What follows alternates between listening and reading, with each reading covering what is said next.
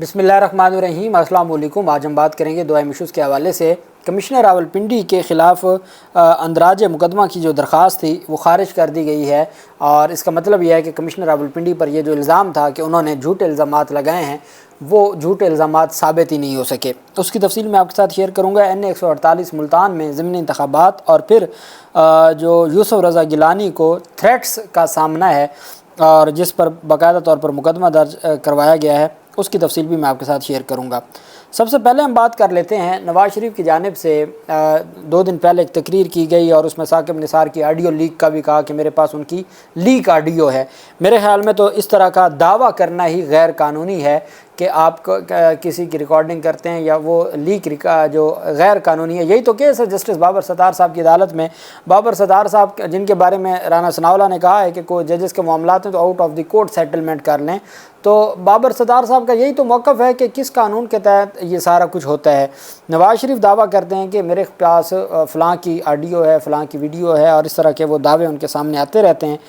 दिलचस्प बात यह है जो नज़र आ रही है कि नवाज़ शरीफ की जानिब से जहाँ ये दावा किया गया वहीं पे ये भी दावा किया गया कि ताहरुल कादरी और इमरान ख़ान के साथ जनरल ज़हीरुल इस्लाम जो साबिक़ ISI जनरल थे उनकी मुलाकात हुई है लंदन में। वो जो लंदन प्लान के नाम से कहा जाता है, उस पर डॉक्टर ताहरुल कादरी ने बहुत सख्त अंदाज में नवाज़ शरीफ के इल्ज़ाम की तरदीद की है।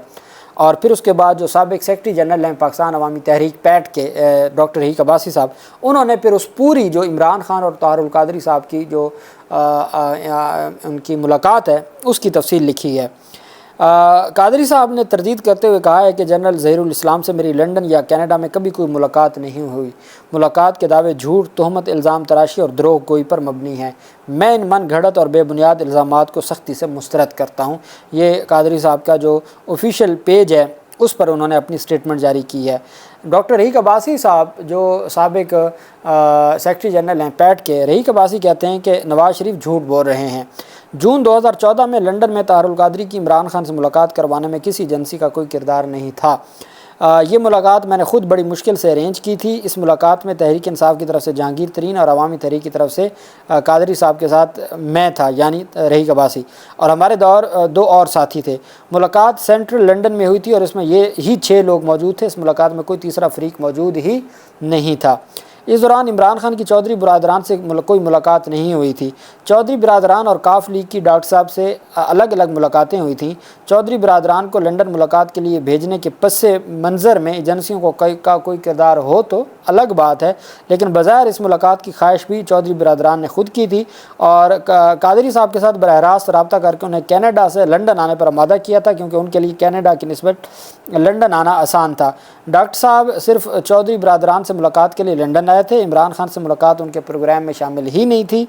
मुझे जब अखबारी ख़बर से इल्म हुआ कि खान साहब इन दिनों शौकत खानम के चैरिटी डिनर के लिए लंदन में हैं, तो मैंने बड़ी मुश्किल से खान साहब से डॉक्टर साहब की मुलाकात का अहतमाम किया था। इस मुलाकात के लिए मैंने अलीम खान साहब से रब्ता किया था, जिन्होंने मेरी बात इमरान खान के करीबी दोस्त मुबशर अल-मारूफ मोमी से करवाई थी। मैंने उनके ज़रिए इमरान खान साहब को कादरी साहब से मुलाकात के लिए रजामंद करके रब्ता करवाने के लिए कहा था। इमरान खान साहब अवलन ताहरुल कादरी से मुलाकात में हिचकिचाहट का शिकार थे, क्योंकि उनकी कोर कमेटी के चंद लोग उनकी डॉक्टर साहब से मुलाकात के सख्त खिलाफ थे।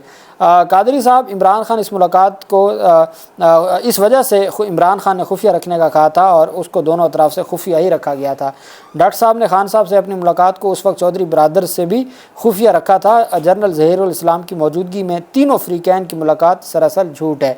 इस सारे अरसे में ज़हीरुल इस्लाम की किसी मुलाकात में शरीक होने की खबरों में कोई सदाकत नहीं है। कम अज़ कम डॉक्टर साहब की काफली के वफूद से मुलाकातों और इमरान खान से अलग मुलाकात में ज़हीरुल इस्लाम या एजेंसी से किसी भी फ़र्द की मौजूदगी 100% झूठी कज़ब और इफ्तरा है। ये तरदीद कर दी है पैट की जानिब से, साबिक़ सेक्रेटरी जनरल की जानिब से भी, और फिर ख़ुद डॉक्टर ताहरुल कादरी साहब ने भी तरदीद कर दी है। नवाज़ शरीफ के जो इल्ज़ामात हैं उनको झूठ करार दे दिया है। दूसरी तरफ जो अहम पेशरफ सामने आई है वो है यूसुफ रज़ा गिलानी की।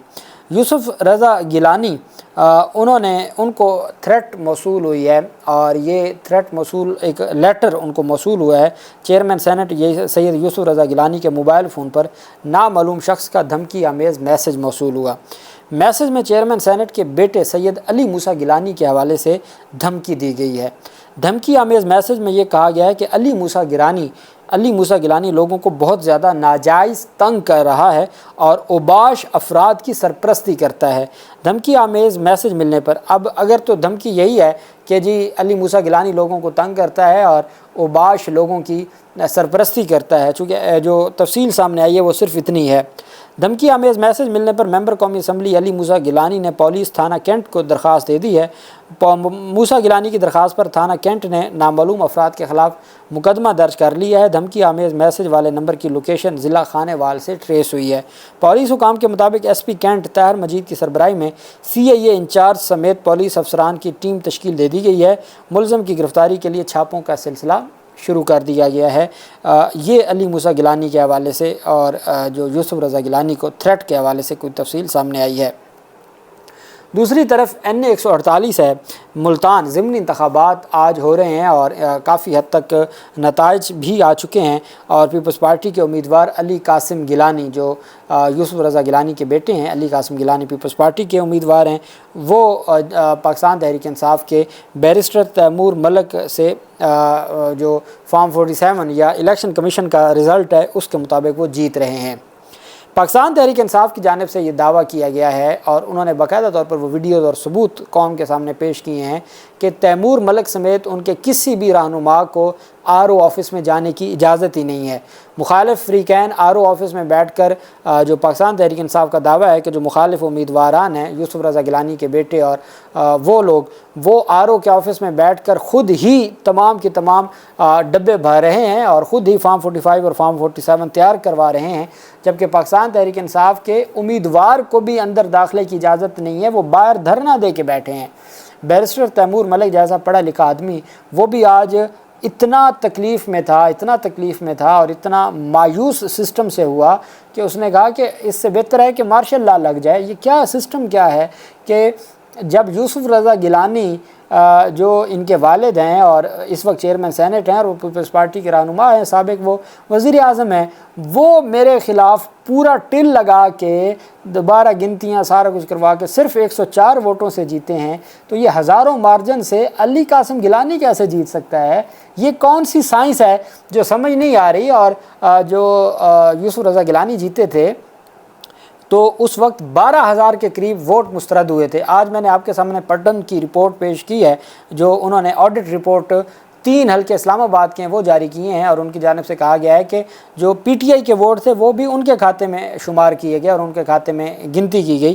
تو یہ تو سارے معاملات ہیں۔ اب وہ چیلنج کرتے رہے، پہلے الیکشن کمیشن کے پاس گئے، الیکشن کمیشن لمبی تاریخیں دیتا رہا، اور پھر اس کے بعد یوسف رضا گیلانی استعفیٰ دے گئے، اور استعفے کی وجہ سے یہاں دوبارہ الیکشن ہوئے۔ اب دلچسپ بات یہ ہے کہ یوسف رضا گیلانی کی اب اس کو بھی الیکشن ٹرائبونل میں تیمور ملک نے چیلنج کیا ہوا ہے کہ اگر تو وہ 8 فروری کو اور 9 فروری کو جو کامیابی کا فارم 47 ہے، اگر وہی کالعدم ہو گیا تو بیرسٹر تیمور ملک ویسے بھی جیت جائیں گے، لیکن چونکہ ان کو پتہ تھا کہ یہ بھی سوال آ سکتا ہے کہ یوسف رضا گیلانی کے استعفیٰ دیتے ہی غیر مؤثر ہو جائے گی اس کی پٹیشن، اس وجہ سے دوبارہ ضمنی انتخابات میں انہوں نے حصہ لیا، اور یہ حالت ہے کہ وہاں پر شفاف انتخابات۔ آج جو سخت گرمی ہے، آپ جانتے ہیں پنجاب میں اور اسپیشلی ملتان میں تو بہت زیادہ گرمی ہوتی ہے، وہاں سخت گرمی میں لوگ نکلے ہیں باہر، انہوں نے ووٹ دیا ہے اور اپنے ووٹ پر پہرا بھی دیا ہے، لیکن بدقسمتی سے جب چیزوں کو مینج کیا جاتا ہے تو سب سے بڑا ہتھیار، جیسے سلمان اکرم راجہ صاحب نے ٹویٹ کیا، وہ کہتے ہیں کہ میرے ساتھ بھی یہی ہوا تھا کہ مجھے اور میرے لوگوں کو RO کے آفس میں نہیں جانے دیا گیا تھا، RO کے آفس سے باہر روک لیا گیا تھا، تو باقی لوگوں کے ساتھ کیا ہونا تھا اور کس طریقے سے ساری چیزیں مینج ہو رہی ہیں۔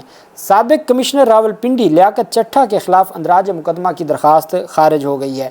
اب اس سے مراد یہ ہے کہ جتنے الزامات لگائے گئے تھے لیاقت چٹھا پر وہ تمام کے تمام غلط ثابت ہوئے اور لیاقت چٹھا تو درست ثابت ہوا۔